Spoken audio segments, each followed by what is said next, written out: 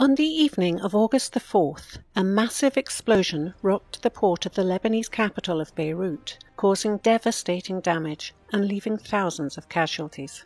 The explosion sent a shockwave across the city and blew out windows up to 10 kilometers away. It was felt as far away as Cyprus in the Mediterranean Sea. As of the morning of August the 5th, the number of reported fatalities exceeded 100, with at least 4,000 people reported injured. At least 48 staff members of the United Nations and 27 members of their families were among the injured. 10 rescuers involved in the operation to contain the damage and to help people have been reported killed. Initial reports suggested that the explosion may have been caused by an incident in the fireworks storage area. However, later, Lebanon's Prime Minister Hassan Diab said that 2,750 metric tons of ammonium nitrate, which is typically used as an agricultural fertilizer, had been stored for 6 years at a port warehouse without proper safety measures, endangering the safety of citizens. This statement was backed by General Security Chief Abbas Ibrahim, who said that a highly explosive material had been confiscated years earlier and stored in the warehouse just minutes' walk away from Beirut's shopping and nightlife districts.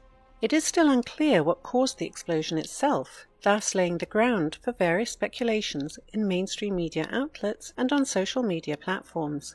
In particular, reports suggested that a number of Hezbollah members were in the port area at the moment of the explosion. This immediately caused reports that this may have been a result of some Israeli attack, for example sabotage actions or a somehow unnoticed missile strike, and that the site of the explosion was in fact a part of the Hezbollah military infrastructure.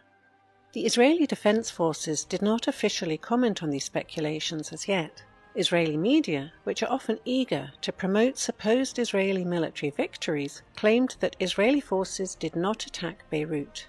In their turn, Hezbollah denounced reports that the explosion happened on one of their sites, saying that there was no Israeli attack on August the 4th. Nonetheless, it seems that the US leadership has a quite different point of view. Commenting on the situation after a meeting with military officials, President Donald Trump claimed that the incident was an attack. They seem to think it was an attack. It was a bomb of some kind, Trump said. Whatever the real cause of the tragedy turns out to be, the Beirut explosions have already fueled tensions in the region.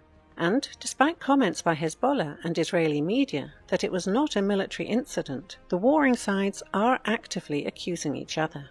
Comments by the US president about a supposed attack on the Beirut port do not make the situation any easier.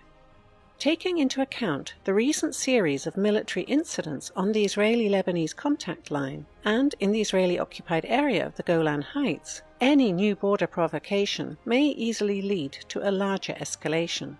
The years of war propaganda and military confrontation, together with increased tension within Israeli and Lebanese society, respectively, have already created conditions in which a further, even small, military incident may appear to be enough to provoke a larger war in the region. This large war is in no interest of Tel Aviv or Hezbollah because it will obviously have a devastating impact on both Israel and Lebanon. In this light, it is especially interesting that the Trump administration is making statements that would contribute to this scenario. There is a chance that in a time of deepening social and political crisis in the US, on top of a complicated economic situation in the run-up to the next US presidential election, some hotheads may believe that a new, theoretically victorious war in the Middle East could help them to remain in power.